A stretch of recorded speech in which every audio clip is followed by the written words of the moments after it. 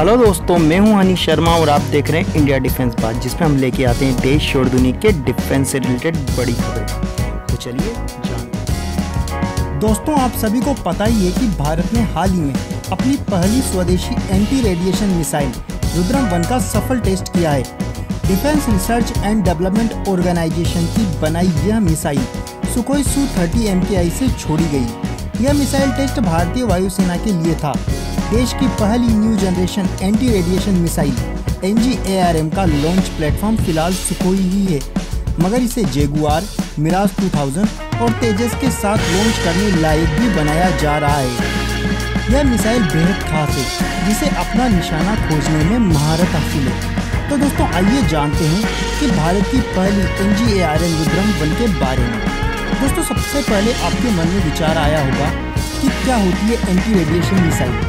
तो दोस्तों, आपको बता दें कि ये वो मिसाइलें होती है जिन्हें बनाया ही दुश्मन के कम्युनिकेशन सिस्टम को ध्वस्त करने के लिए जाता है। ये दुश्मन के रडार, जैमर्स, यहाँ तक कि बातचीत के लिए इस्तेमाल होने वाले रेडियो के खिलाफ भी यूज हो सकती है। दोस्तों, इस प्रकार की किसी भी डिवाइस में से जो इलेक्ट्रोवेव और रेडिएशन निकलता है, यह मिसाइल उसी का पीछा करते हुए उन्हें सीधा निशाना साधती है, जिससे कि दुश्मन का कम्युनिकेशन सिस्टम पूरी तरीके से फेल हो जाता है। और दोस्तों, यह मिसाइल यहीं नहीं रुकती। अगर किसी एंटी मिसाइल रॉकेट से वार किया जाता है तो ये उन्हें भी निशाना बना सकती है। इन मिसाइलों का इस्तेमाल किसी संघर्ष के शुरुआती दौर में होता है। इसके अलावा ये मिसाइलें अचानक आने वाली जमीन से हवा में मार करने वाली मिसाइलों के खिलाफ भी छोड़ी जा सकती है। इन मिसाइल्स में सेंसर लगे होते हैं जो रेडिएशन के सोर्स को ढूंढते हैं, और उसके पास जाते ही एक पर्टिकुलर फ्रीक्वेंसी मिलने पर ये मिसाइलें ऑटोमेटिकली फट जाती है। दोस्तों, जानने की कोशिश करते हैं कि रुद्रम 1 खास क्यों है। NGARM ने प्राइमरी गाइडेड सिस्टम के तौर पर on board passive homing head दिया है, जो ब्रॉडबैंड क्षमता से लैस है। इससे मिसाइलों को एमिटर से अपना टारगेट चुनने की काबिलियत मिलती है। नई NGARM जे बैंड के बीच ऑपरेट करती है और 100 किलोमीटर की दूरी से पता लगा सकती है कि रेडियो फ्रिक्वेंसी कहां से आ रही है। रुद्रम 1 टारगेट को ढूंढने वाली मिसाइल है। इसमें एक रडार डोम भी है। इसकी मदद से जमीन पर मौजूद दुश्मन के रडार को ध्वस्त किया जा सकता है, वो भी बड़ी आसानी के साथ। दोस्तों, जहां तक इसकी रेंज की बात है तो ये आराम से 100 किलोमीटर से लेकर 250 किलोमीटर की रेंज तक टारगेट को डिस्ट्रॉय कर सकती है। दोस्तों, इसे फिलहाल सुखोई Su-30 MKI के साथ इंटीग्रेट किया गया है, लेकिन भविष्य में ये मिराज 2000, जैगुआर, HAL तेजस और HAL तेजस मार्क II के साथ भी इंटीग्रेट की जाएगी। दोस्तों, जहां तक मिसाइलों की लंबाई की सवाल है तो ये 5.25 मीटर लंबी और 140 किलो तक वजनी है। दोस्तों, रुद्रम 1 में दुश्मन के एयर डिफेंस सिस्टम के साथ साथ उन रडार स्टेशन को भी उड़ाया जा सकता है जो डिटेक्शन से बचने के लिए खुद को शट डाउन कर लेते हैं। दोस्तों, अगर कोई रडार दुश्मन द्वारा बचने के लिए बंद भी कर दिया जाए, तब भी ये मिसाइल उसको ढूंढकर तबाह करने की काबिलियत रखती है। दोस्तों, DRDO द्वारा एक के बाद एक कई मिसाइलों का परीक्षण करना सीधे चाइना को संदेश देता है कि भारत चाइना से निपटने के लिए पूरी तरीके से तैयार है। दोस्तों, हम बात करते हैं हमारी अगली खबर की। नॉर्थ कोरिया की स्थापना करने वाली और सत्ता चलाने वाली नॉर्थ कोरिया की वर्कर्स पार्टी की 75वीं वर्षगांठ के मौके पर नॉर्थ कोरिया में भव्य कार्यक्रम आयोजित किया गया है। इस दौरान नॉर्थ कोरिया ने कुछ अत्याधुनिक हथियारों का पहली बार प्रदर्शन भी किया।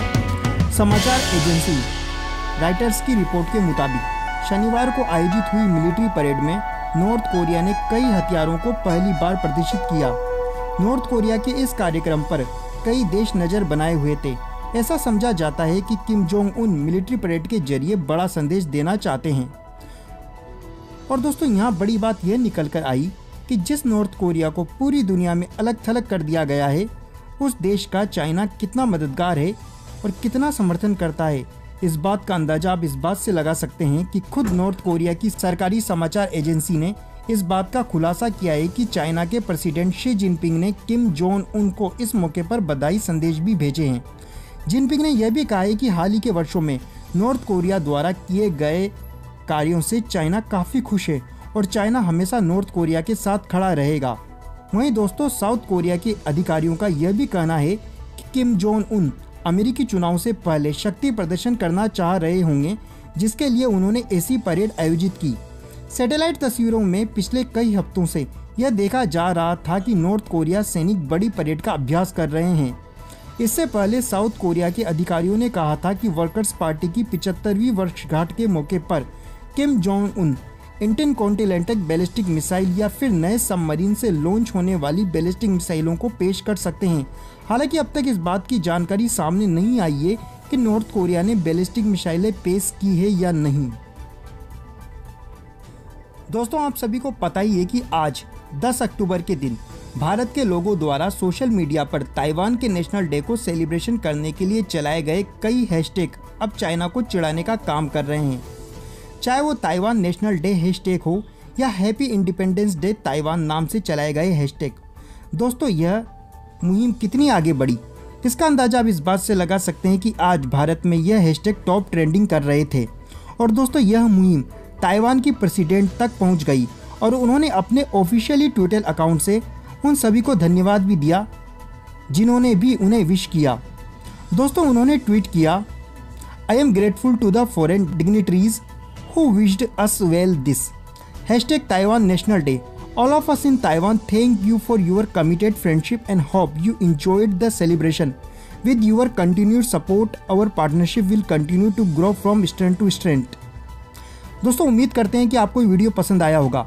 अगर ये वीडियो पसंद आया तो प्लीज़ इस वीडियो को लाइक करें और इस तरह के और वीडियो देखने के लिए हमारा चैनल सब्सक्राइब करें। तब तक के लिए जय हिंद, जय भारत।